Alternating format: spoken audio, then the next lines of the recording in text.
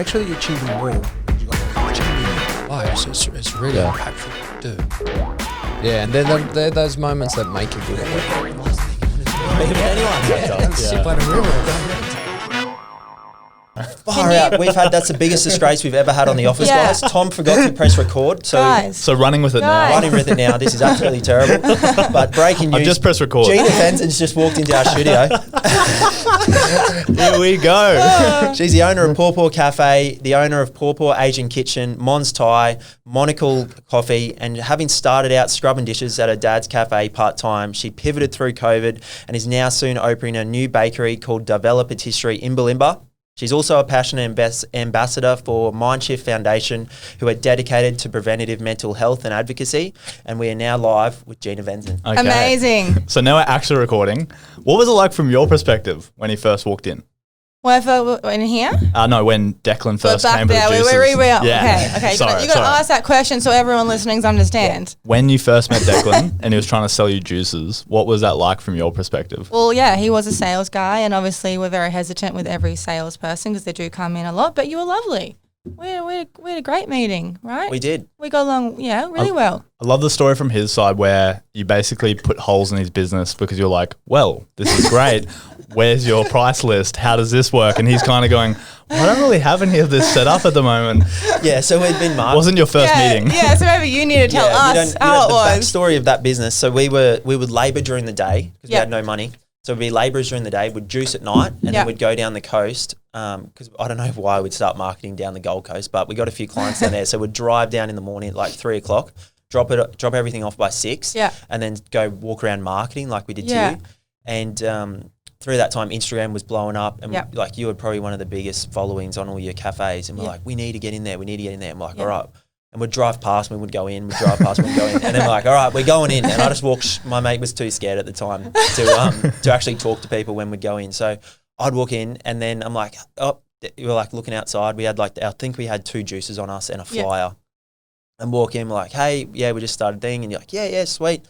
So where's your business cards? We're like, oh.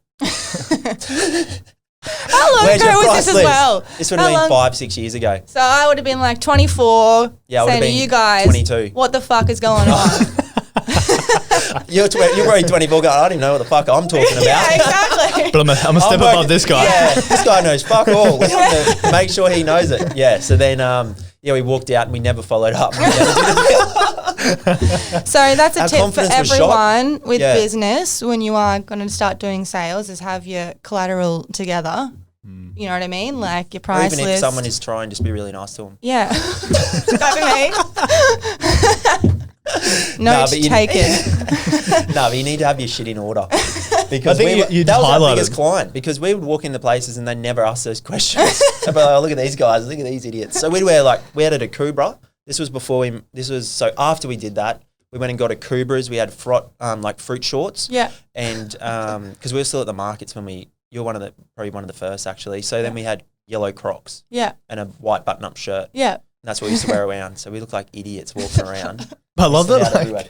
Like, I guess you're questioning. You kind of were like, okay, like I'm interested. It was probably coming from a good place. Like, we need to buy this stuff. How much does it cost? You don't just put juice in my cupboard, in my fridge. But yeah, that was so funny. And then I guess I started like coming in regularly. So then I quickly worked out you're the owner because the way you like carried yourself, how you interacted with everyone. How do you keep like such a high level of consistency? Like I've gone there on like a Sunday morning when it's busy, a Saturday afternoon, a Tuesday night. Yeah. And the consistency to me is like for restaurants, it's one of like those hard things to manage. Yeah. The consistency of my staff. Is that what you mean? The food. The food. Oh, I mean, good hiring and nailing that into them, like that's an important thing. It's like we kind of always say like we don't want to be a 10 in coffee or a 10 in food, which some people do. It's like we want to be 8 across the board of, like awesome rather than super amazing, awesome food all the time, coffee, service and everything. So that's kind of like what we go to like when we're going through training and everything. It just has to be, don't be the top of the best, but if we can be an 8 every day, people are happy with that. And I think it's good kind of way to go, and it really works for us. You've created that consistency, so when someone comes in, they know what to expect, I guess. And it's not like, I had the 10 out of 10 meal one night and now it's a 6 out of 10. Exactly. And we do things like for food, we've always been like, we'll look at the Instagram, like the head chef is like keeping an eye on Instagram so that he's watching, seeing how it looks, so that he can see, look, hey, that didn't look how I would do it that day, to keep on top of the chefs. And I think our staff morale in general, in our teams, everyone, we're at a really happy place and we all work together really well, and that makes it easier to kind of keep that consistency. Well, that's definitely something I've observed is the culture there. Like, people are kind of free flowing, they're happy, you can tell that they like where they work. Yeah. And I guess the thing that's so hard with restaurants and that I admire about you that you've done so well is you still run it as a business. And that's the thing that a lot of cafes and restaurants kind of seem to veer into, is like it becomes a passion project. And then they put the stress on the staff because they're not kind of performing financially. And then that changes the culture internally, changes how the customers perceive the restaurant. Yeah. How have you kind of learnt that line of where you cross between giving food that's kind of too cheap, if you will, to run it as a business, but also setting your pricing and your standards high and being able to like kind of match those like a business? Oh my God, I don't know. That's just years of experience, I guess. It's just second nature at this point? Yeah, at this point it's just second nature. Giving... I don't know how to answer that. Probably like, obviously my manager, my head chef, giving them a lot of responsibility and like a lot of trust to do their job. And like, obviously still family business. My dad doesn't own Pawpaw anymore, but he'll come in and he'll want to like, blah, blah, blah, blah, blah. And I'm like, no, you just tell me. And then I will talk to head chef or manager later, and then she will talk to her team. So letting them run the show, and then, having those meetings say, hey, remember, like, look at your wages. Don't come in and go, oh my God, send people home, go, hey, just reminding you, like, we've got to keep on top of our wages, or, hey, chef, like, after service, this food didn't look great. So, giving them the respect to do their job, which makes them be better, and then, they care for the place like it's their own. So then they are on top of costing and wages, and then, keeping their staff happy. I don't know if that answered that. It kind of does, but I guess like it just takes time. Takes time, but you can hire people, and then you give them the responsibility. They take you for a ride. Yeah. So it just takes time. I think it sounds like you're not frantically adjusting in the moment. You're thinking about it logically. Yes. And how can I change this behavior? Exactly. Kind of like, you're not like running in one day, all right, you two go home because I'm not feeling it today, and this change, and I don't like this about the menu. You're kind of like, I want to have a chat to so-and-so, but I want to bring it up when I'm sitting down with them and then go through it. Exactly. Yeah, you're not operating day to day. 100%. You answered it for me. But it is interesting because like restaurants are one of those things where like they're so tough. Like it's such a tough game. Yeah. Especially the last few months. Yeah. Like when COVID hit, I'm sure a lot of restaurant hospitality threw their hands up in the air and said, we're done. Yeah. Like you were shut down day by day. I think we rocked up and you were the only person serving coffee out of the side window. I had my original job back. And a drug deal went down in front of the coffee shop. Yes! Both of you were there that day, right? Yeah. No. So, should I tell that story? Yeah, of course. Yeah, that's hilarious. We went back, so when Pawpaw opened 10 years ago, we were in the back of Pawpaw and we had this side window, and it was our takeaway express window. So when COVID hit, we went back to that model, and people were coming up to the window, and this guy came and he came in a coffee and he's like, oh, I really just want some weed. And this guy next to him was about to order, which was a younger guy, and he kind of turned to him, he's like, do you have some weed? And then he was like, hesitant, and he's like, no, do you? And then the guy was like, yeah, I actually do. And then they kind of had a conversation while I was just like standing there watching, their kind of like organizing their coffee, and then they walked off around the corner, and then the guy, it would have been some young uni student, had some weed, wandered home to get it, and they did, what they do. What they do. And then we rocked up and you were like a ghost, and you're like, I think I just like facilitated the drug deal, but I told them to get away from the I don't know what happened. And we're like, oh. Only in COVID. Yeah, but they could have come back and bought a bunch of donuts up. Exactly. It was outside of the premises. Whatever you want to do in your own time is fine. How was that time for you? Like, we were like, because we'd just gone for a run and we couldn't do much at that time. That was when it was like pretty peak lockdown. And then we were trying to make some routine. So we'd come and get like a coffee and come have a chat. But like, how did you handle that time? Like, obviously it was unknown, but did you just kind of go day by day, I'll just keep pushing forward? Like the fact that you turned your business on its head. Like you literally like reinvented your products, reinvented 100%. what you sold. Like Pawpaw is different. Everything different. Are you just now. a different breed? We're a different breed. Yeah, like it was so terrifying because of the unknown. It was like, before it happened as well, we had Pawpaw to our dream place. So we had functions, like 4 to 6 functions booked out 3 months in a row, which is just our dream to be like that booked out heavily. And then it was like COVID hit. We had to obviously contact them all. Everyone understood. And Pawpaw itself in Wollongabba dropped 90% because we don't have a big takeaway trade where like, all the other restaurants which are come dine in. We were very lucky with the other stores that we've had online ordering and takeaway and delivery forever in our business model. So like that was fine to adapt. Well, obviously we just had to cut wages down in general, but we had everything in place to survive. But Pawpaw was like, holy shit, people weren't thinking, let's get takeaway from Pawpaw Wollongabba. Everything just shut off. Everyone was like home cooking and exactly. we won't go out of the house because we can't. Exactly. And when you were getting takeaway, it was your local Thai or your local, little restaurant, which is kind of like what Mons Thai is. So that one was fine, but Pawpaw didn't have that. So that's why, the bakery thing happened. But during that time, I'm used to like, I've worked 24/7 since forever and I just had all this time and it was just so terrifying. So I actually went and studied. I did it was an MBA put into 3 months in Columbia, New York online. So I went and did that in pretty much management and leadership. So I did like a leadership thing and I've done so much homework. It was actually really, really stressful studying that because obviously restrictions started coming back and it was opening. It was like 10 to 20 and they would let us know like Sunday night, you're now 20 and we'd have to restaurants have to pull their staff in, which we'd let go. So it was a very hectic transition. But I just thought when it was like full lockdown time, like I need to upskill because I don't know what's going to happen next if I'm going to go after what's going to happen. So I just went and did that. But that's been the best thing that I've done because everything I've learned, I've now implemented. What did you learn? Because there's heaps of courses like that. Yeah, it was so we had to do I had to do this thing where I had to get, all my managers and head chefs, my main people they had to do like this 10-page quiz about me. So I learned about my leadership skills and what they thought of me. And I had this, I got this report of where my strengths and weaknesses. I did marketing, I did leadership, I did finance. It was just like kind of MBA put into this hectic course. But mostly like the leadership and was really interesting for me, just learning different things of how to understand your people and know not everyone can take, hey, I'm going to promote you. That doesn't mean they're going to perform better.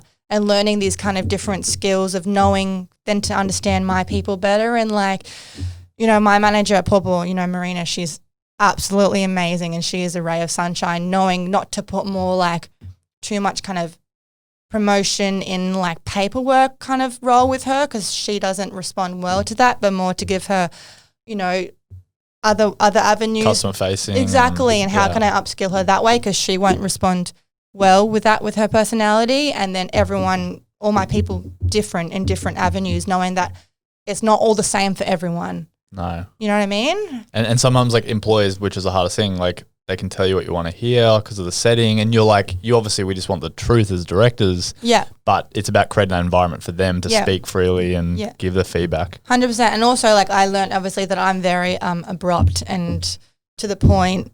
And I really learned that, which I had no idea how upset I had made some people, which I was just telling them how it is. So it made me go, okay. Yeah. I don't even have to speak. My body language will just upset. Yeah. And I'm not bad feelings. It's more this is how it is and then I'm fine. And you'll move on straight away. And then they'll be thinking, oh my God, she was angry with me, la, la, la. And I'm like, oh no, I just, this is how it is and that's how I am. So I learned to, oh my God, I do that. And not everyone responds well to that. Especially, some of my Asian staff that come from a different cultural background. It just taught me so much, of just how to be a better leader with them. And it also taught me, I've probably stepped back more than ever now and let them be leaders that they are. And so we had a big, I put together a events and management essentials and I had a seminar with my managers and went through a teacher with a board and did all this stuff and kind of said, look, this is you now. And they've all stepped up so much. It has blown my mind. So it was just awesome. I love that out of a bad situation because most people are just joining the rest of us and kind of shutting down as well. The rest of us. he ran away to where'd you go to? We've got a house at Somerset Dam. He went up there with my mum. He was freaking out that much. Him and my mum went away for a week. I just need to get out of town. Mum's freaking out. I live in this is not normal. Why am I away with your friend's son? I live in a tiny apartment, one bedroom tiny apartment, and they shut the roof off. All of our clients are online. I didn't need to have meetings. Imagine. There was no social interactions anymore. I lost my routine. I was kind of like, get me out of here. And I kept running into the same police officer who's like, mate, if I see you again, I'm going to have to give you a fine. I'm like, let me walk. Or something, after a run, and you got pulled. Stop stealing stories. Another interesting point I see with you as well, like you jump on the floor. Is that like intentional? Like I love it. It's like my favorite. Like obviously, you know, when you get like, that's where you get the best feedback. 100%. And in any business where you start doing whatever it is, your business that you love, and then as you get bigger, you don't get to do the stuff that you love anymore because it's all like management and admin and all that kind of shit. Yeah. And I love being on the floor. It is the best job. You know, like I have also like to stay on the floor that I'm like, I know what I'm doing because obviously we're changing all the time and I want to make sure that I'm not like the old boss that comes in and they're like, Gina, you don't know what you're doing. Yeah, gives a recommendation based off non-experience. 100%. And also when I do shifts, I see things, hey guys, let's improve this. And I obviously I like being with the customers and talking to them anyway and like, you know, serving if I can as well. Because it's just, that's the joy in hospitality for people that do it and love it. Experience. It's the best thing. Hey, you go, you want do another one. You know, I can make your experience better and that kind of stuff. Yeah. And then, so you're opening this bakery now. Yes. So that's come out of COVID as well. Yes. Like it's something you probably wouldn't have done otherwise. No, it's actually our COVID baby. So if you see everyone on Instagram having real babies, because that's what's happened to COVID, we're having a bakery baby. Is this like a whole new venture in the way that you feel like some of the stuff from Pawpaw's carrying over, or you're kind of like learning everything again? This is like learning everything again, which is like really exciting. Like I know nothing about bakery and baking. I don't know if you did watch the first vlog. I did, yeah. But yeah, like her making the croissant. Like, so when we did hire at the beginning, we had no baking equipment. And I even bought a mixer to make the dough, which is like literally one size bigger than like people have at home. And it was like $500, right, for this thing. Like, awesome. Investing in you. And I was like, can you make croissants? Can you make all this stuff? Because she was like rolling dough by hand. And I don't know if you've seen how many donuts and stuff we're selling now. A lot. And yeah, and she was like, no, Gina, I can't, like, you know, it just doesn't work. We need, you know, this machine and stuff. And I'm like, no, you can do it. Please make me Come this. on, yeah. And then she was like, donuts started selling more. She's like, I need a bigger mixer. So when I bought like this one, which was like $2,000, and you know, that was we started making more donuts, and now we actually have to up for the bakery. We've got a bigger one, huge coming, which is like $5,000. So wasting money there, but like learning all this stuff. So obviously now we've got the croissant machine, which just rolls the dough to make croissants. But I was like, make me croissants, and she's like, I literally can't without, like, you can't make croissants without this machine. And I've just learned so much, you know, even making sourdough and how it all works. It's just so different to what we've been doing. So it's been really fun, like learning all new things, because it's a whole different side of hospitality. It's like cafes is one thing, restaurants is one thing, Thai restaurants is one thing, bakery is like a whole nother thing. So, you know, everyone watches MasterChef and think they can go open a restaurant in what they're doing, but it's just like so different, like everything that goes in behind it. I like that you did, like you started though smaller, like even though you bought the $500 machine, you still like learned what problems come with that and scaling. So you're not going, 100%. We need a $50,000 mixer because I think this will be great. Yeah, and then you start and you go, oh, I didn't realize we can only make 10 croissants an hour. This is never going to pay for itself. And I think that was a bit of Declan's juice problem. No, we started with $200. We went from $200 to $27,000. Really quickly. Yeah. Really quickly. I think George is keen, so maybe we should buy this. Yeah. I never forget, we were in Melbourne. But we're all guilty of it. Like it's that we want to grow quicker, you want to jump. Yeah, exactly. And then you don't understand, like you think as well, like, it's you know, we might be way over our heads with this bakery. Like we are spending a couple $100,000 now on this everything. So we've got like a $60,000 oven coming from Europe. You know, like we've gone from... You're all in. Yeah, we are all in, and we could think that we're going to sell, just because we're selling maybe, you know, we sell like a couple hundred donuts at Pawpaw. We're like, yes, we're going to sell 1,000. Like we might not. Hopefully we will, because we're going to... Yeah, but when you go so hard in on things, usually it works out. Yeah. It's not very often that you go all in and then it flops. Yes. Hopefully not. I'm pretty At least you're milking it for not milking it, but you're getting everything going. Yeah. Like everyone's the hypes up. Yeah. It's perfect timing for us. We're in an 8-week challenge. Perfect. Be the end of that. At the end of November, just before Christmas. Which I'm winning, by the way. And Oh, yeah? everyone in Tenerife, you can get the ferry right across there. Yeah. And it's just there. We could go on our lunch break. 100%. Knock back a few donuts. It takes you 5 minutes across the ferry, right? Like it's good. that quick. So if we, Yeah. you know how you mentioned your 8 out of 10 rule? Yes. These donuts, like, will we ever see like a special 10? There's definitely 10s in there. Oh, there's 10s in Like there. when you kind You have to of keep buying until you find them. No. There is. It's like we just don't try and do everything. You know what I mean? Like you're Don't spend half an hour making a coffee when dinner's sitting there waiting. 100%. And like I mean, in general with coffee, you can't make a 10 out of 10 every time. Like it just doesn't happen. But like we're always like, if we make a shit coffee, like we won't serve it. Let's make it again. But we're not trying to get like that perfect one every time. Because I have been to, there is those kind of baristas that exist, and the coffee wait gets really slow because they're just being too perfect. But when you want your morning coffee, you want an 8 and you want it quickly. You'd rather get an 8 quickly than a 10 and wait too long. Do you know what I mean? 100%. Yeah. No, that's exciting. And then so what are you doing with the MindShift Foundation? Yeah. How did that come about? So MindShift, actually, my mum started that. So another family business. Mum suffered from like anxiety and depression forever. And she obviously, I think it's probably going on 8 to 10 years. I don't know how old MindShift is, but definitely when social media and everything started happening, she's just been writing like modules and trying to get more into schools of like modules actually for teachers to take as it to be lessons in school, which people need to learn about. Like, it's just gone next level. Have you watched Social Dilemma? I've heard about it. I get the concept, yeah. Oh, you're going to need to watch it. So all that. So How many weeks you obviously, out? pardon? It's like slaps you in the face. Yeah. So just obviously talking a lot about that. I went and spoke like at my school, like I went to Ormiston College. I went and spoke to like 11, 12 people about it, and then just making everyone like aware and, just talking about it as much as we can, which is what was with the OSHA podcast, just mental health awareness.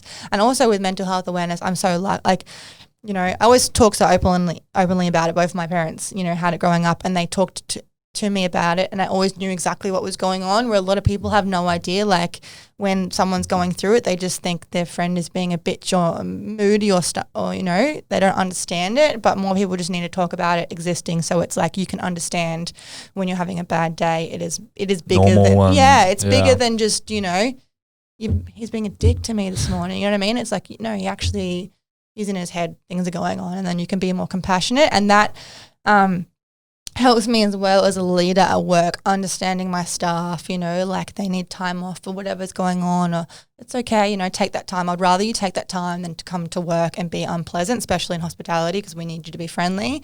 So it just like goes into everything in life if you can understand and kind of talk about it. Did that help form your mindset? 100%. Like, even like it helps me with myself when I'm going through something, like it's okay to have that day, and I'll give myself that day. And I kind of like when I'm having bad days, I'll put a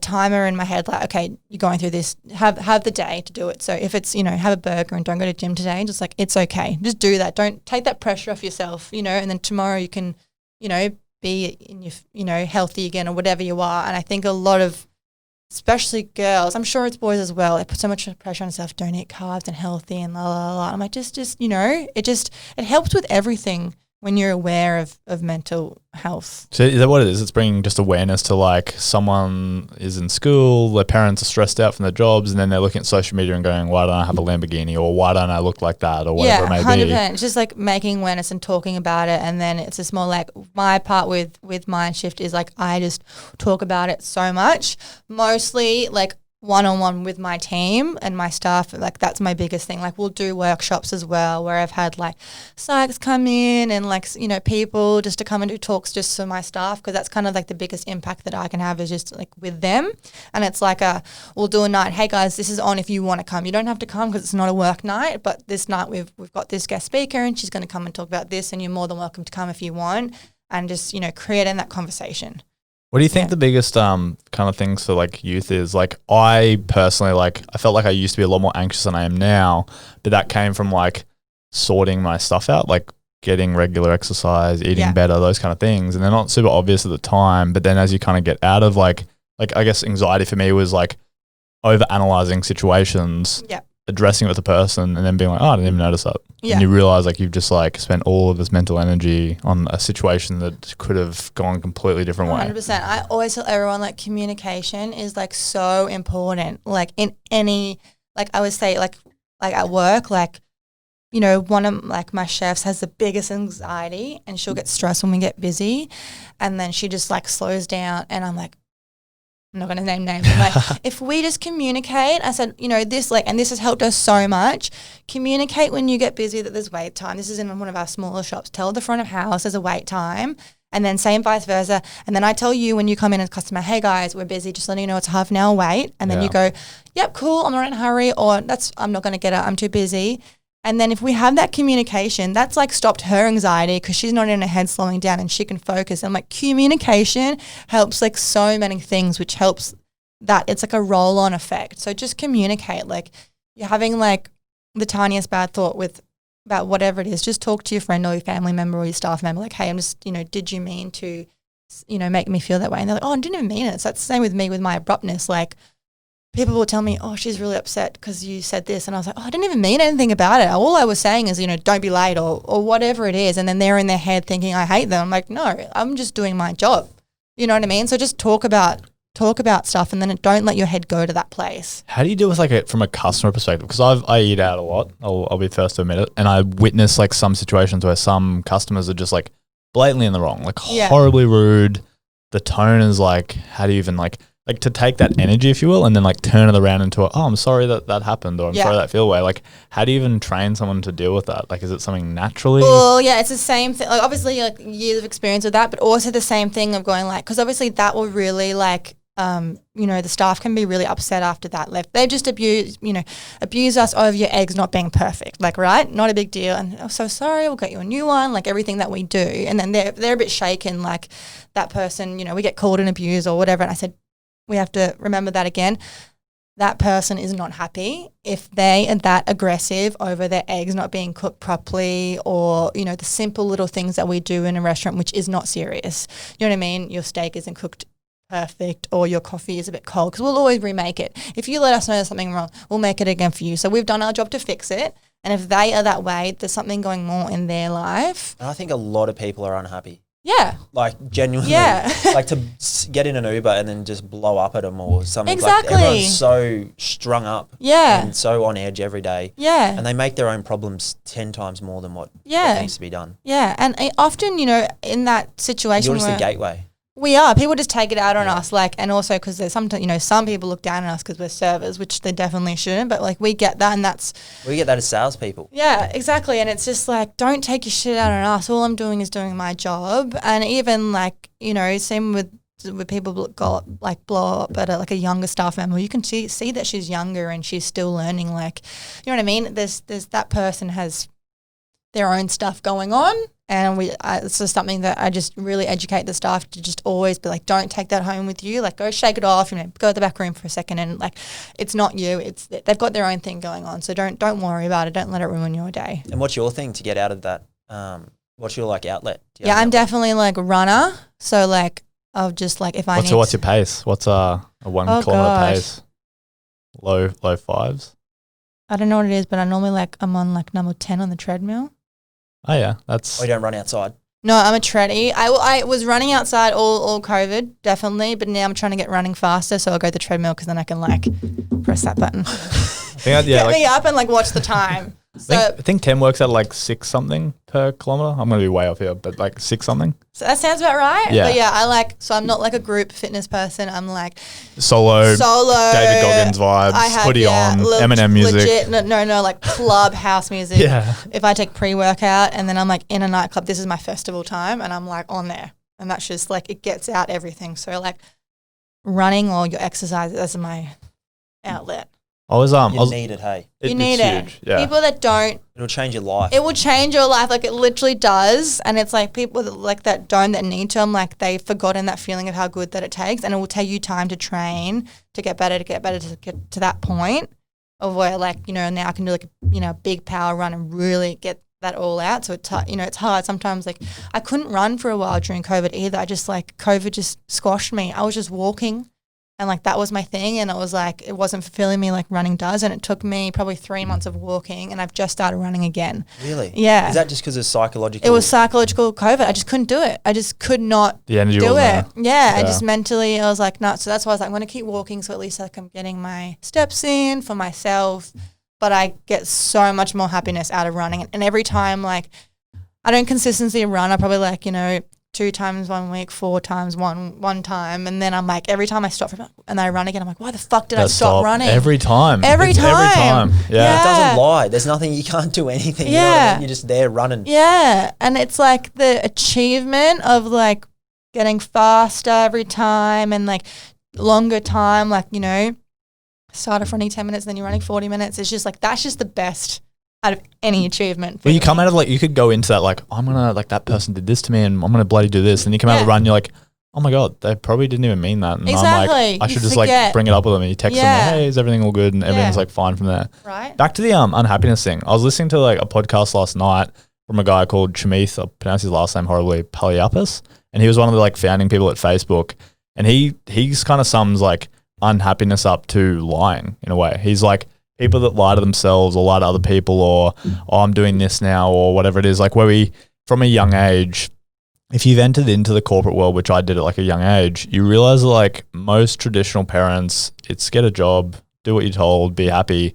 But the lying that comes with that because you're rewarded for lying versus the lucky situation that we're all in where we can try and live our own truth as like much as possible, but you realize it still comes with like experience. Yeah. Like telling the truth is hard and telling the truth about yourself is even harder. Yep. Like we had Campbell Newman on the other day and I realized just how like direct and honest he was to his own truth that it almost made me uncomfortable that someone could be so comfortable with themselves that I was like, if he brought up something that I didn't want to talk about, e.g. he brought up drugs and we realized that we just didn't know how to like address the situation, but he could just easily kind of walk through the topic because he was being completely honest and completely transparent about the whole thing. Yeah.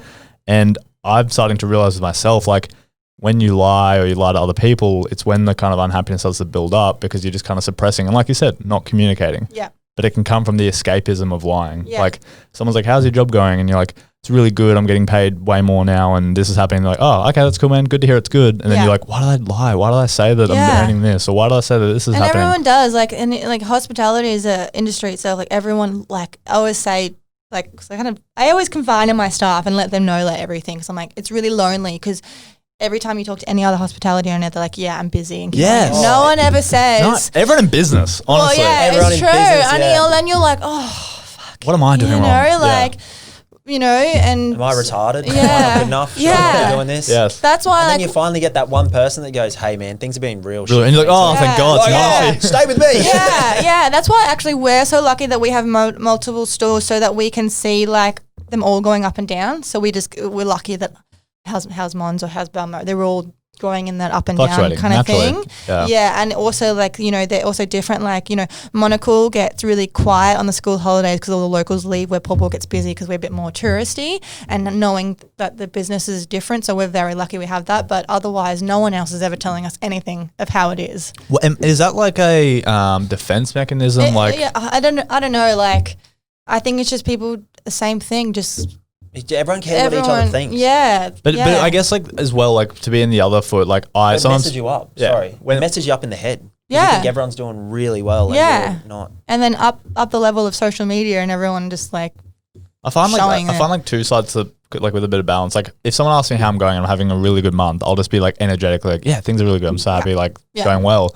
But when you can tell someone else is like not doing too well, the last thing you want is someone super energetic being like, what a time to be alive. Like if we just wake up every morning and smile at the sun, it's like you also don't want that energy when you're having like a rough time as well. Yeah. But I guess like maybe it is just instinctive to say like things are going really well.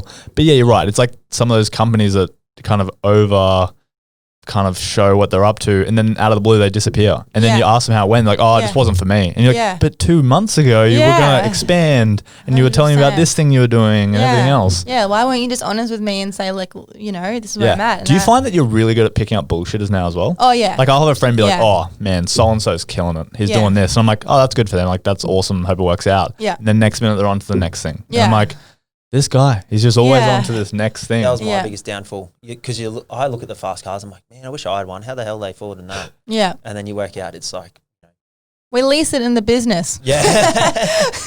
If you buy it outright, you're an idiot. Yeah, 100%. But yeah, I think you can easily get trapped down those rabbit holes, especially on social media. Yeah, 100%. How do you manage it? Because like you obviously got a lot of influencers that come to your cafes, like your business. Yeah, people trying to pay the bill by saying Right. I'll post anything on Instagram. Like, no, it's cash here. Yeah. I mean, I'm really lucky that I've grown up with them and I've seen like. Also, most of them are just your friends. Well, it's like no, like a lot of them are my friends, and then it's kind of more like I've seen both sides of them, so I've kind of seen behind whatever you say, what that thing is behind behind the Behind mirror, behind the closed doors. curtain. Like I kind of, you only see what you see on the screen of a lot of them, where I see like them in real life, and I've been at They get events with them. stressed. They get upset. Oh yeah, Is there a and big even, difference? Like Is it dramatically different? yeah, Of course. yeah, it's dramatically, and it's like I've even been with someone. They're not an influencer anymore, so I won't say names, but like I've been with them where I've seen them like I've gone to take a photo with them, right? And I've seen them like here, and they look like so much better there to how I see them straight there. So I know firsthand that it's not all real, and like, you know what I mean? So I've been able to see that, but I think a lot of people that don't know them personally Can forget. they can There's the forget. two They sides. just think that is how they look and everything kind of, with it. So I'm And it's like looking at a magazine, 100%. like Men's Health, and this dude's jacked. And Yeah. then you look at home, you're like, ugh. Yeah. But it's like that on social media every time. It's not Yeah. like you read a magazine very often. You can put a magazine down and put it away. Yeah. But your phone, it's just like, it's always there if Yeah. you want it to be. Exactly. And I don't know, like with guy influencers, like now, like as girls are all empowering at the moment, which is awesome. There's a lot more influencers now. Is that really genuine? There's some genuine ones. Yeah. So like I think we know as well. Like I think people know now a lot quicker, and there's some awesome like genuine ones. I mean, obviously they all have their different avenue that they're influencing in, but there's some real like genuine ones that kind of which used to be maybe model influencers that have changed to go like, look, this is actually they'll do like the natural Before and then and the after, edit, and yeah. it's just awesome. Like it's just like Exposing the industry. yeah, and it's just like, oh, thank God, like like we can all actually look like that if we do everything that they're doing. So that's been like really good. So a lot of them more are coming out. I don't know if there's any guys like that doing that, because you're right, you did just see the jacked guys and then you think that that's real. You know what I mean? And that I think must be more like hard. exposing some of like the routines and stuff, because it's such like a, I don't know, like that's like Jono, I think he kind of exposes a bit of the fitness industry in like a really kind of healthy way. Do you know, another thing as well is like I always tell like my partner, because obviously he wants to be ripped and everything like every other guy does, and I'm like, I think he's Their only amazing. goal. Yeah, like everyone's, but I was like, babe, that guy who looks like that, he's just going to gym all day. And that's all he's doing. Like you're like working, doing a million things and achieving all these awesome other goals in business or in life or whatever it is. I'm like, you don't have time to look like that. Anyone that can look like that has the time to be like, Yeah. do you know what I mean? Well, sometimes it's a highlight reel. It's a 4-week stint for Yeah. a shoot, and then you've just seen those 4 weeks of photos the next year. Yeah, exactly. So like, you all look amazing. Oh, thank you. Yeah. Appreciate it. I needed this. And it's real, and girls like real way better anyway. And I'm sure you guys like real girls better anyway than the full, like. Oh, nothing's more depressing when you see a chick on Instagram and then you meet up with them and you're like, oh. Okay? No, it is. I'm calling it out. I'm sure there's a few more depressing things. Oh, yeah, of course there is. There's world hunger going on. But seriously, in our life, that's sometimes can be pretty bad if you're dating them. Yeah. But I'm glad that's happening. I think Yeah. it's positive that there are genuine people looking to make a positive change with 100%. females. That's like when I don't do too many like selfie kind of stuff, but like when I do, even now a vlog, I'm like, it's like I had like an eye infection on that one just the other day, and I'm like, I'm no makeup, just out of the shower, like this is just how it is, because if you're going to come into my work and see me anyway, that's how I look. So you're going to see me like, I don't wear makeup half the time, or I wear like a little bit. So I don't ever want that to happen where you're like, oh my God, she's a glamour on Instagram. And then I'd rather you just know that I'm like, whatever I am. Do you know what I mean? Like, You want the I want consistency. exactly. I'm happy with that. But how do we do that? Because I've got a young daughter. She's Yeah. like 19 months. So how are we going to change that for the future? Because that'd be wigging out. Like, Yeah. or Maybe maybe they we'll might create a know. separate app and it'll be like, this one you can't edit anything and this one's the edited one. I don't know. I don't know if you can like monitor. I'm sure there's going to be apps and monitor who they're following. There are like there are the good influences out there, because I mean the reality is they're going to get on there, but I feel the same when I do have kids. I don't, especially after watching Social Dilemma. Please watch it. You don't want to bubble wrap them. You want to be able to guide a kid so they can go, hey, that's fake. Yeah, exactly. Just, have that, and, maybe mummy's doing photos with her and explaining that, and then just talking to her more about it. Like, even back in, like, please watch it. So obviously, like, it just happened to me recently when I watched the documentary. Obviously I didn't have Facebook till year 12 finished, and then we had Instagram like 22, 20, whatever it was. So lucky, like, we were after it. But like, I've got a big European nose. It was always like my insecurity growing up. I used to like be at the movies and people would look at me sideways, and I'd be like, look at them. I didn't want them like looking at me sideways. Yeah, that's why I'm paranoid about this camera. Catches my nose on it. It was like my biggest insecurity, and like, grew up, and my mom was always like, both my parents, you're amazing. No, you're not allowed to get anything done. Like, I have got Botox now, but I haven't told my mom until she listens to this. Like, very like not allowed to get anything done, and that's how it is. So grew out of it, learned to love my nose. My partner loves my nose. One of my favorite things he loves it about me, whatever, and grew up and stay out of that world. And then recently I've seen like photos of like Gigi Hadid and Bella Hadid before afters, and they're like dads from Morocco, so Mediterranean, that side of the world. And I was like before and after, like, oh my god, like if I get a nose job I could look as good as them. Like, and you felt it come back almost. Yeah, and then obviously because I've like hovered over it on Insta, it's just in my feed now, which is what Social Dilemma explains, and it's just been like, plastic surgeries popping up, like surgeons, and I've just been like, and then suddenly I was going home like, hey babe, like, should I get a nose job?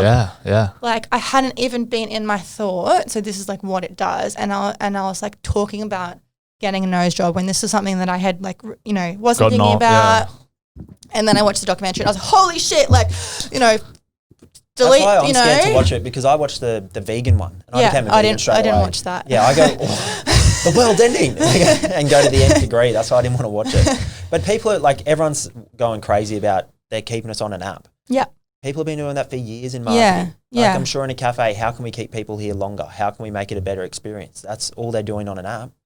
Yeah, I mean, I guess if you just understand it, it makes it easier. So think now that's it. I understand it. I know that when it's popping up, I'm like, oh, it's just doing this thing, and I know because I understand to go, no, Gina, don't go there, like, And as well, like when I'm in Europe, I fit in like crazy. Like, it's like the Aussies with their tiny Aussie nose look out of place. You know what I mean? Like some people would pay to get that. So it's like just remembering, and I think always if you can like understand the world of whatever it is, it makes it a lot easier. So if you are explaining to your daughter like this is why, and if she does have thoughts of like, same with me, show her photos of European models that are like, this is how they look, this is normal. And I think just using that information, so It's a good point. It starts to become your reality. Yeah. And then you start to like that thing. It's like if you bought a car, you notice that car everywhere. Yeah. So if you start noticing nose jobs, then you meet someone like, oh, I just had it done. You're like, that's another person that had it done. Yeah. I'm the only one that hasn't done this. Yeah. And then, And you can create your own fake reality. Yeah. 100%. So everyone, I'm not getting a nose job. No, you're not getting? No. Continue on with the Botox? Listen, that's just, I do it very gracefully. I go in there and I'm like, I don't want anyone to know. It's just because I'm hospitality, and I did get a bit of a Gordon Ramsay forehead from stress for a bit Gordon there. Ramsay forehead. That's what it was. That was my thing. Without the swearing? You do a Gina Ramsay vlog, like what goes on. Yeah. Cock that fucking I'm just not angry like him. My anger and my stress is like, I would like, I get disappointed. That's what I say. Like to my like, which I is think, the worst pain. Yeah, If someone's disappointed in you, it hurts Yeah. two times The more. amount of times I got told that as a kid. Yeah, my chef the other week when he like pissed me, I said, Nettie, I'm just like really disappointed, and he like was like, he was devastated because I'm like, I don't scream, we don't do that. That's old hospo, and I'm sure a lot of people are still like that, but that's not our culture in our group. And I was just like, I don't like to be disappointed. Like, just don't disappoint me. And that's with everyone. I'm like, I just want you to do your job, because then I don't nag them. Anyway, and then obviously my forehead hurts.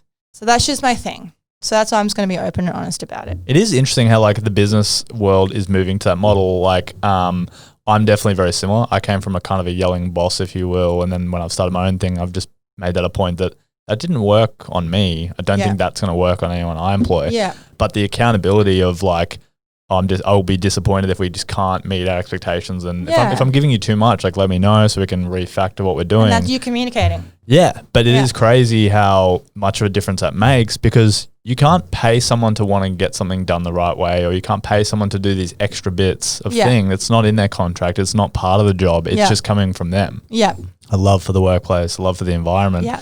And you realize just how much of a difference that can make. So when you look at someone running something like an old school way, Yeah. you're like, you're living in the 40s almost. It doesn't work. They're just going to come and do their 40 hours and go. But if you are kind and loving and uplifting, then they're going to go. That's It all the same sounds so with easy. business. That's the same with business on the outlook as Yeah. well. Yeah. Like how you treat your staff is Exactly. Your customers. Like, yeah, you come into Pawpaw, I feel like you would see all my staff always smiling 100%. and amazing because they love to be They're there. not like smiling and then you walk out of the room and then they all change to sad. Yeah, and we don't bitch either. We're not allowed to bitch. Like, we're not allowed to come behind ever bitch. We don't anyway, but like, that's not what do you do tolerated. if you get a bad egg, or that each year it gets better and better? It's harder for someone to become a bad egg. Yeah, we just rip can them we out straight notice away. exactly. Everyone's too positive and they're the Yes. ones like, and I found that as well, 100%. like we all started to do it. We gravitated towards like, if a project wasn't going as we wanted, let's complain about the client. But then I noticed that it started to become with everything. I was like, oh, we're just going to not kind of do the best because we're going to shortcut and look for a way to blame the client. Yeah. And I realized like that early on, I was like, we can't have these meetings where, oh, this project's stuck because so-and-so can't get his shit together. It's like, oh, let's help him get his shit together. Yeah. Or else you're going to just start to, like you said, self-fulfill, and then that's the only thing you'll relate about. Yeah. And it comes from the top. Yeah. If you're bitching about the clients, oh, can you believe they asked for another coffee or whatever it may be, Yeah. then that'll become the whole culture. Yeah, exactly. So what's the plan after the bakery? Like, are you looking, because you're a group now with the restaurants, do you want a franchise? Do you want to open more? Or is it just like the lifestyle that you've created, the work environment you've created, like that is just like, you're so happy with that? Because you're obviously still trying to do more. Like the fact you're adding a vlog on top of this, like I got into this thinking this was going to be easy peasy. And then when I started creating like 6 hours of content every week, I was like, this is a huge job. Like Yeah. I had more respect for the influencers. Yeah, 100%. I was like, how It much is a content? full-time They deserve job. every cent. They do. How much content? I could not be bothered to like do what they do and put And in to the get effort. nowhere for years. and then it slowly builds up. Yeah. No, we don't want a franchise. We've thought about that. You know, maybe one day we will, but it'll be, you know, we'll definitely do it in a different way. I don't like hospitality. The margins aren't like huge, like in big business, and I wouldn't feel too comfortable taking my cut from someone. So we haven't gone that way. And also, I'm super creative, so we like to do different things all the time, and that's like what the joy. Keeps it interesting. Exactly. So we have another project coming after the bakery. Cool. It'll be a very fun one that you guys will What's enjoy. that one going to be titled? If this was the COVID baby, what's that? 2021. The real Haven't baby. got that far. The The real baby. My second baby. Your second baby. Yeah. I don't know what comes after a baby. Responsibility. Oh, yeah. No sleep. So then I guess with the bakery and stuff taking off as well, you're also renovating your house. Like maybe I don't know if I'm just too young or I'm not doing enough, but I'm looking at you like all these different things. I'm like, that is so much to manage. Like, don't compare to me ever, okay? Because people do that, and I said, don't. Like, I am not normal. I am not normal. Like, anyone who knows me, I'm not normal. I can't do nothing. Right. So like, settle time is hard. Yeah. So like, when you guys have like fun on the weekends, just chilling, like I don't do that. I don't know how to do it, and I probably just don't enjoy it because I like to be like crazy. But like, that's just You the found way yeah. that I'm like made inside. So you can't look at me and think you want to do what I'm doing, because it's just I'm built this way, and I just like to do things all the time. Like Chris, my partner, can sit at home on Sunday and watch movies all day, and a lot of people can do. Like Kayla, my manager, she's like, I'm like, what are you doing your days off? I'm just gonna sit at home and watch like binge on Netflix. I can't physically do that myself. I'm like I maybe have ADD, I don't know. And I'm like, I need to be doing something. But it's working to your benefit. Like, what are we and you're doing enjoying it. next? Yeah, and I love it so much. So it's like, it's just like, I love, like, everyone's like, I miss everything because I'm working on the floor on the weekends, but I have so much fun. Yeah. Like, Like you wouldn't be anywhere else. If you're at home, you'd be Exactly. thinking about being at work. Which I do. It's a couple of weekends I've had off. I've been like, This babe, isn't you for me. wanted me to have Sunday Sure, off even to with watch. that new pool, you don't enjoy just Well, I do, like, chilling there you know, for a bit? in the afternoon, like Yeah. for like 3 hours max, but then I can go back into work again and I'll go do something. Yeah. I get it. Do you find that I forgot what the question was? I'll come back to it. I blanked. Those things happen, Tom. Don't worry, mate. Don't worry. And then what was your first, like when you took over, like I know we've spoken about it a lot, but your first year in business when it's like, hey, the reins are on you now, you're not part-time. Was it Yeah. an easy progression? No. Or was your dad like, here's the keys, I'm retiring? Or I don't know what? No, it wasn't like that with him retiring, but he let me like run with it. It was hard as well. Like I think everyone definitely forgets that now. We are at that kind of 10-year You've had a long mark. time to iron stuff Yeah, out. and it's more like, I've been doing it since I was 14. I'm 31 in January, but we're more like the 10-year mark of just like Pawpaw. The first 5 years were like shit, like just a mess. And is your dad's first cafe? Pawpaw was, with his... first time he'd ever done a cafe? Yeah. And it was hard, and we opened up Pawpaw because we had Giorgina Venzin, I don't know if you guys remember, very famous Vietnamese restaurant, was sold. It wasn't run very well. We came and took over the lease. This was 10 years ago. Pawpaw was about 200 square meters in Wollongabba, very high rent for, now it's worked out, but like for that time and a big space to fill, we weren't filling it. So we had Giorgina Venzin, and then I went to open up Pawpaw in the back. You guys came at that time, right? You'd been coming that long? I've been coming for a while, yeah. Yeah, so it was in the back door, yeah. So running that, and that was just hey, like how are we going to cover the rent because we're struggling? And then Pawpaw's taken 10 years to get to like where it is now. And that was 5 years in. So that was we probably 2 years in of like having Giorgina Venzin going, oh my God, how can we help pay the rent? Do that, built Pawpaw, and then the same with like Picnic Cafe. When we did that, we had an Italian restaurant for a year, which was struggling, was like losing money every week. Turned that into Picnic. Picnic did well, but it was hard, and like I was working like on the floor day and night, plus everything else. I was a young leader, so I didn't have my leadership skills. I was going out socializing with my staff, getting drunk, shit that you just don't do now kind of stuff. So it was hard, and like I've missed everything. Like everyone, I've missed weddings and all birthday parties and everything. So it isn't like, yes, it does look nice now. I've just, renovated the pool and kind of stuff, but it was like I have missed everything to get here. But funnily enough, you probably wouldn't have traded as well. You haven't really missed anything. No. I haven't really it's missed exactly. anything. I haven't when you really. work on the weekends, your own business, you're like getting something done. You're like, you're a buzz, and you're like, we're not here doing this. Yeah, 100%. I wouldn't have it any other way. But like if people you're aware it's not for everyone. Exactly. Yeah. And that's something as well I want to tell people, like when they are thinking of having a business, I'm like, because it's so trendy to have your own business. I'm like, look guys, this isn't for everyone. Like, do you know what I mean? If you have like a good job that you love and you're getting paid a good wage, like that is good. You get to switch off on the weekends. And if you love doing that, like this isn't for everyone. Like that's 10 years. Yeah. Like so many people give up before that happens. 100%. We could have given up so many times as well. You saw the exit. You're like, maybe if because I just don't give up. Yep.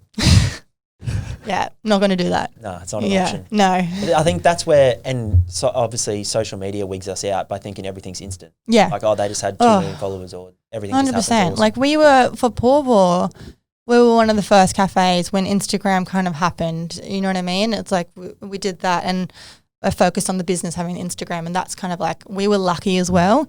Pawpaw again was one of the first cafes. It was on the coffee clubs at that time, so we were at that time when we got lucky that it was just that time. Now there's a million things happening in a million restaurants, and everyone is everything, but we were just at that lucky pivotal time of when things were changing. Is that a huge part of your strategy that I've noticed, like even like Asian Kitchen and stuff? Do you try to make them like part of like the community that they're in? 100%. Yeah. Community, like now more than ever, I'm doing more community-based marketing and like one-on-one talking to the community. And even now, like with, you've gone to probably Howard Smith Ward and you order on the app with no service. More than ever, we're like, service is number one because you're coming out to our hospitality-based business to have human interaction and service. So working with the community, making them feel a part of it, and then just upping our service.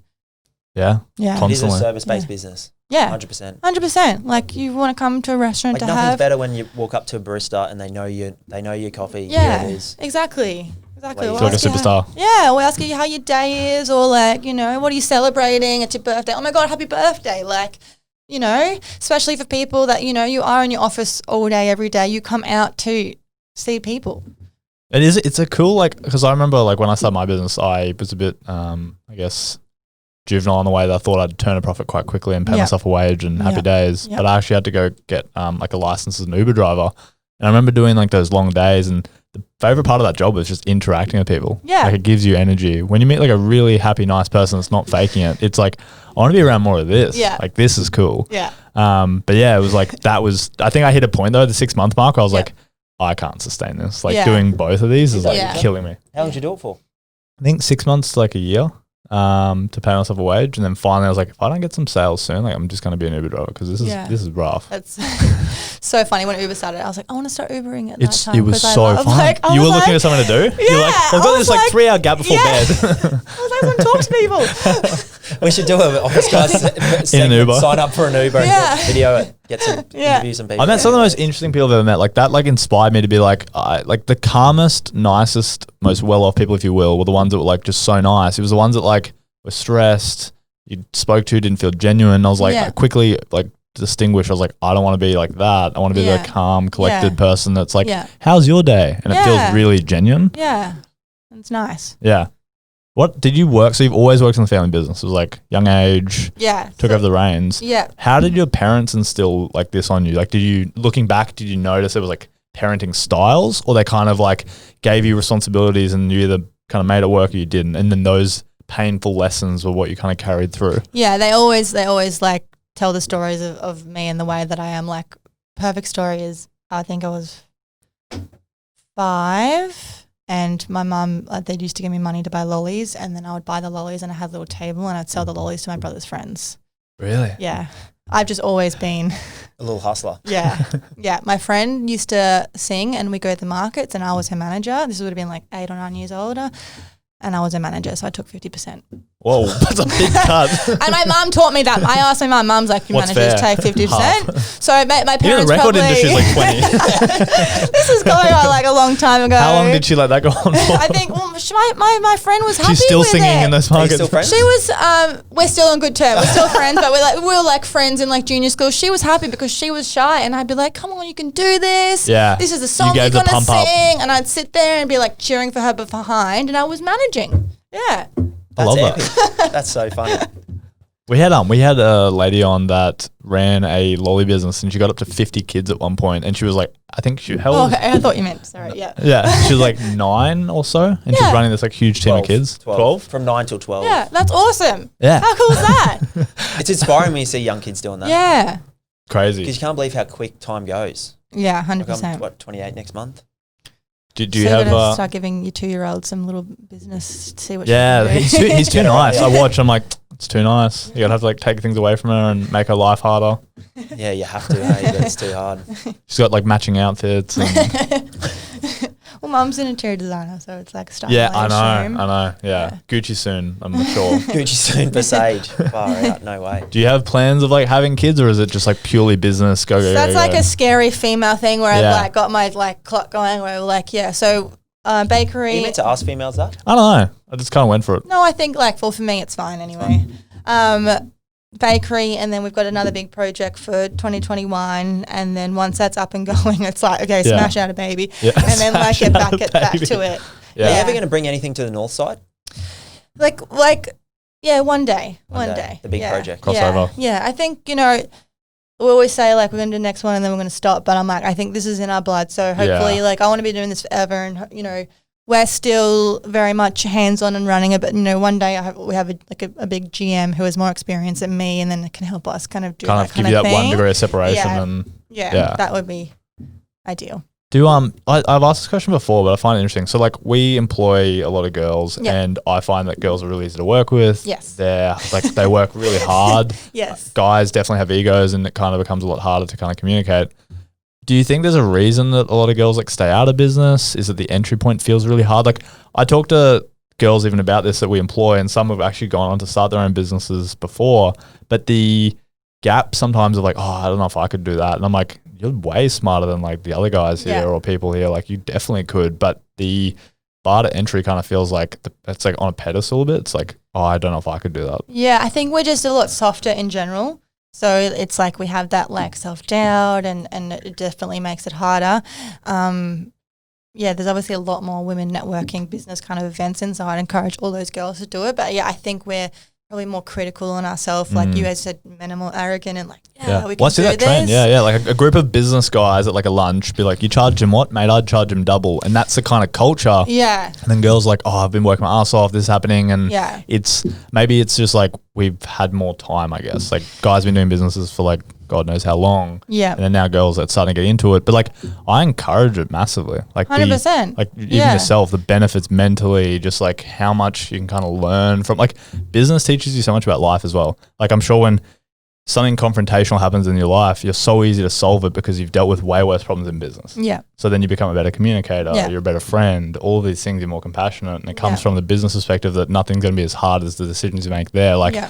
calling a supplier, changing things there, like the relationships you got to manage at that level where there's Yeah. a lot of tension, then your personal relationships just become like secondary in the Yeah. way that it's easy to fix. Yeah, it's so true. I think like, slowly the culture will change as it is. And Yeah. then the next whole generation will just be all the, More empowered, more successful. yeah, And exactly. is your partner involved in the business? Yes. How do you two go working together? Yeah, so we're good now. It was definitely hard for a bit there trying to figure out like our crossover of roles. How long has it been now? Sorry, like what were the early days? So I think we've been together 4 years. We've been in Yep. business 3 years. We were at the beginning. It was like maybe I was a bit bossy on him because he kind of came into our business, and I was just like, and then that was the kind of struggle. But now we've kind of defined our roles where he is the finance man and the like project manager, and I'm like all the people, and like I kind of run the restaurant in service, and So he's he'll be like building this new cafe. he's there like Yep. running that, and like we go to meetings.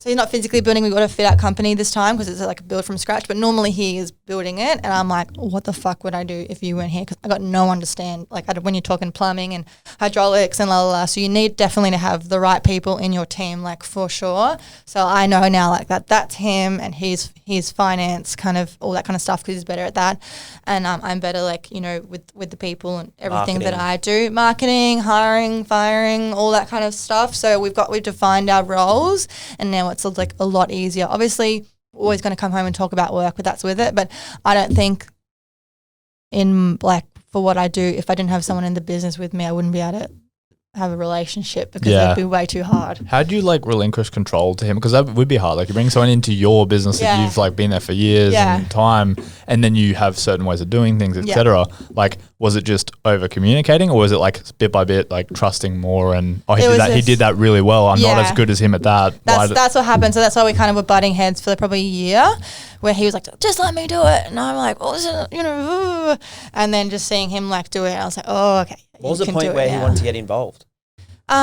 He was awesome. Like when we met, like he's electrician, a refrigeration mechanic. So we met. He was, had his own business fixing the fridges. Hospo love story. Oh, really? Yes, I yes, love that. He came in yes. to fix a fridge. Yep. How many times before like you guys had like I guess you spoke the first time? Yeah, it was like a couple times, and then it was like, that kind of love thing. And then probably a year in, like he was stressed because obviously that style of business as well, like they're chasing the money, people don't pay their bill. Everyone undercuts each other. And it's unrewarding. Like I got a broken, help me, and Not then all jobs. Yeah, no, and then chasing the money. Where obviously, at least with hospitality, you leave and you pay, so we're not chasing the money. So it was like it's not a fun place to be, and obviously my industry is way more exciting. So he said like, listen, your world's more important than mine, and he came into it, which is really awesome for a man as well. Yeah, for sure. Yeah, like it's so- very modern. Gold stars. Are you both very even, or are you the lead? We're even. Yep. Yeah, I let him we have that thing now. It's a hard place to get to. It was a hard place. That's why I said a year was really tough, where we actually probably could have broken up because it was just like So it was so just finding who's what and complicated. But now we've got that good thing where Do you have like rules at home, like don't bring work home too quickly? Like don't just. It's just no rules. No rules. We have to We talk go to bed at about like it. 9:30 at night, and we're talking about projects. Yeah, you have what's to talk. happening It's and just this client and that client. we love it anyway, so it's okay. And it's like now we get to go to restaurants and be like, oh my god, what would you do? Da-da-da. And it just And it's like, exciting. It's Yeah. exciting, and like it's probably all we have to talk about. But I don't know, like what do you talk about when you're not talking about work? Just like is it gossip? Like, what I is think it? I realize how little hobbies I have when I start not talking about Yeah, work. exactly. So It's a bit dark. I'm that's like, why no, back to work. yeah, it works for us. Like, we're very similar personalities. He's really driven as well.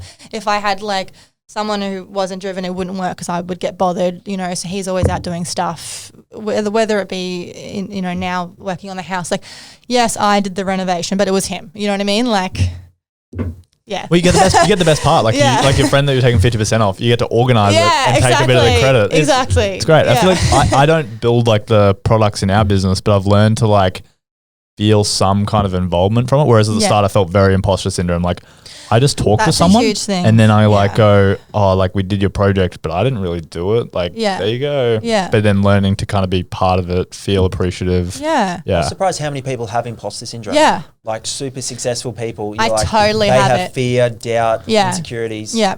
Like Yeah. you have it like you'll wake up one day and then that's how your day starts, or you'll have it in like moments of I can't believe this is. Have it in like when people would like maybe compliment me and stuff, and I'm like, You shut it down. You don't know how to take the. I don't know. Yeah. I was like, no, whatever. That's why I went and studied over COVID. I was like, I need to get smarter and better because I don't have like, you know, formal. I haven't gone and worked for big ridges or, you know, this thing, or Gordon Ramsay as a chef under him and, you know, learnt from someone. I just have to keep just teaching myself so I can just like stay with it.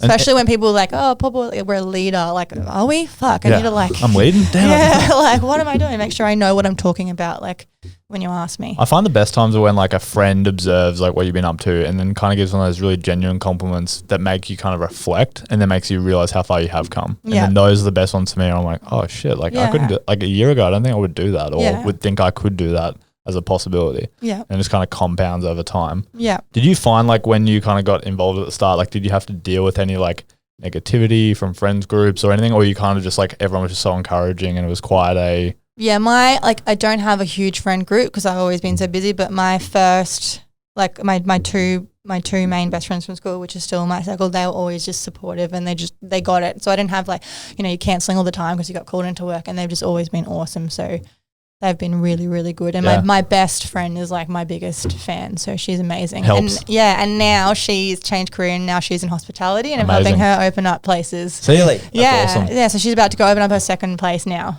Wow. Who's that? Kayla. So she got Sula Juice Bar in Wellington Point. So she was like corporate in council sustainability, and then she's always like thought about it, and then she opened. You just kept pushing it like every time like you spoke Well, we in would a way. just talk about it. But I that's didn't the perfect push it. way. Yeah, I didn't Yeah. push it, you know, and you know, if you They come to their own opinion. exactly, and then she did it. Yeah, let's do it. Held her to her first one, and now she's negotiating to buy and take over another place. So she just like we just bounce off each other. Like she makes her own decisions. Obviously, what do you think? What do you think? She's doing that, and you know. Yeah, it's Now huge to she's- have that. Like Declan and I met in a co-working space. Yeah, and I awesome. was early in business, he was early in business, but just to have someone to kind of like go, hey, I'm not going insane. Am I like, what should I do here? Or I just feel like I'm not getting anywhere with this. To have like a kind of somewhere to escalate it to, where it's Yeah. not a thought that you're just kind of carrying around yourself like, oh, this is bad. Yeah. I want to deal with this. I legit messaged her last weekend. I'm so excited that you're going like full time into this. So we have like each other just to like Yeah. bounce off on. You know what I mean? Because it's like, yeah, also like, you know, being a business owner is you just think differently to people that aren't doing it. And there's no problem if you're not, but like they maybe don't understand when you are cancelling and or whatever. You can't Yeah, until you you get in can't. it. It feels personal, but it's not. Yeah, exactly. So it's just really good being like, yeah, we get it. You know, you know, whatever it is. Things, yeah, and then Yeah. don't hold it against you next time. You never catch up with you anymore. And Yeah, then we're you're like, going it's down all the gravy, spiral. man. I know you're busy. Like, Yeah. what? Like, I'll come into your work, say hi, and you come into mine, and that's it. We know it's like, you know, it is what it is. Are you excited for the next 5 to 10 years in Brisbane? Like I Yes. think the mood has completely changed. The amount of people moving here. Yep. We have like an immigration lawyer client that said he's never been so busy with applications from the States, Yep. over kind of It seas, is other so places. exciting. It's going to be epic. The casino's going to be done. Casino's gonna be done. It's just like, you know, it's always been Sydney or Melbourne, but like, you know, It's we our are time. the place to Develop be. and Exactly. pumping. Develop Yeah. and pumping. Hopefully, I want to win Best Bakery, Ooh. Best Design Award. Putting it out there. The next project next year you guys are going to love, and just, yeah. Do you have any restaurants, cafes, anyone you draw inspiration off, or does it all purely come from overseas? I and definitely travels? look at overseas a lot more now, just so I don't have any like copying kind of thing, like because you just will unconsciously copy. So I'm always just looking. I'm looking at like a lot now for bakery wise. I'm looking at Europe, and then the other concept I'm looking in California a lot. So I'm just stalking over there, which is great about Instagram. Just like Yes. my feed is like restaurants and stuff. You can kind of go traveling. Food envy. Yeah, exactly. Food envy and design. So I definitely look away. So it just doesn't. You haven't seen anything that we do, especially now that we're at a point like Darvella is exciting. Like 10 years in that we are doing these big fancy fit outs and doing these epic things, Yeah, and then like it's I amazing. feel it's very exciting to be at that point where we kind of like You're lucky it's been 10 years and you're only coming up to 31. Yeah, You learn early. Yeah, That's exciting. yes, exactly. And that's also I tell people as well. I did like start very young. Yes, so don't compare like where I'm at exactly. now. I am like You've ahead learned of some of those hard lessons early exactly on. like 5 or 10 years where you were doing you and you're just starting. Like I was doing it, and I also missed that awesome time that everyone else had when they were doing things. You know what I mean? Like I wish I studied abroad so much. Like it aches me in my heart. Like I wish I traveled. Like I traveled. So I went backpacking for 6 months, thank God. But I wish I lived overseas. But You always wish what you didn't. Yeah, exactly. Yeah, exactly. Where do you eat in Brisbane? Like, where are your favourite go-tos? Just my restaurants. I was like, definitely go out, but like yes. I go out like just to try and do you know stuff, and there's awesome places. I'm going to them and checking them out, but on a regular basis I'm eating at ours just to avoid disappointment. Yeah. Really? Well, we went somewhere the other day for breakfast, and they put like a dressing, like we got poached with avocado, just plain, and they put like dressing on the avocado. To make it look fancy, and I'm like, you don't dress the avocado, like you put, you know what I mean, like simple That's not a thing. thing. You don't do, like if you're wanting avocado to put on your toast, and you don't want that dressing because No, you don't. unless you've ordered that dressing, Right. you know what I mean. It's like an things extra that. thing that's not put necessary. on the side in a ramekin or on the side, but like don't ruin my plain avocado that I wanted. Have you been to Steak and Oyster yet? I haven't, but I need to go. I think you'd really like it. Okay, like I'm the gonna service go. there is like top notch. Yeah. Like they've invented their own thing Yeah. of how to serve people and Awesome. stuff. And like as someone who's like very observant, I just like to watch how they like interact with people, how they greet people, Yeah. how they sit people down. And I'm like, oh wow, they've really thought about this. Yeah. I'm sure you do something similar, but I see they have like a team meeting before like that kind of seating Yeah. starts. Yeah. They address any bookings they've got to kind of pick anything up together as a group to see Yeah. if they can make something special happen for that Yeah. person. That Yeah. seems like I can't believe I went there and this happened. It was just Yeah. so spontaneous. Yeah. But they're making all of these like amazing things happen. Yeah. And then on top of that, the food is like, the best meal I've ever had. So second good. best meal. Where's after the best? Pawpaw. Oh no, I don't. Don't worry. I don't expect people. People were like, oh, like I went and got coffee from the other, and I'm like, I don't care. You don't only go to one, whatever. You're seeing it other is. people, it's fine. Yeah, Yeah. like Yeah. if you know, if it's fine. How do you pick your coffee? Like, it seems like do you guys roast your own? Yes, we have our own. We're Oh, okay. subcontracted where someone roasts our bean, which we've Created. We've created now. Yeah, okay. Yeah. It does Yeah. taste very different. Like every time I get an almond latte there, I'm like, oh, it's like because if I'm having almond lattes elsewhere, it's always like a very surprising flavor. Oh, so but do you like it? Yeah, Yeah. I do. Yeah, that's why I keep getting them at dinner, which is like a terrible idea by the way. Almond lattes at dinner. I get coffee at dinner. Oh yeah. How was that one the other day? Went to dinner with Andrew, and you picked up the slip, and you just like, because what did I order? Okay, It's like almond with an the almond, syrup. yeah, almond latte, half strength with caramel Dinner in a time. large takeaway. Yeah. And you picked up the order sheet and just looked at it and go, what? Do you mind what the fuck? And then Andrew, my roommate who was with me for dinner, so I was laughing because he's like, because he didn't know you were the owner. He's like, that poor girl has to now make that coffee. And then And I also don't normally make coffee, but they were busy, and I was like, "Get on the floor, I'll make this coffee." I'll do it. Oh Because my this God. guy doesn't need a good coffee because he's drinking a half strength syrup. What's the almond. weirdest coffee order you That can kind of remember? stuff. Yeah, it's weird shit. I'm sorry. I don't know. I just, that's what I like. You can't even taste the coffee when you get a half strength and sugar. You can. No, not really. It's like a milkshake. Hopefully you keep loading up on them till Yeah, the 8 yeah, challenge. yeah. Oh, shit.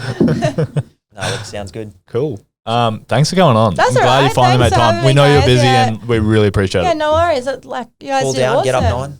Pardon? Fall down, get up 9. I think that's how many times we Yeah. You We said tried you weren't a this. quitter. You said you weren't a Yeah, quitter. we'll make it happen. But today worked out well. No, I appreciate Awesome. it. Thanks so much. guys. Thanks, Tom.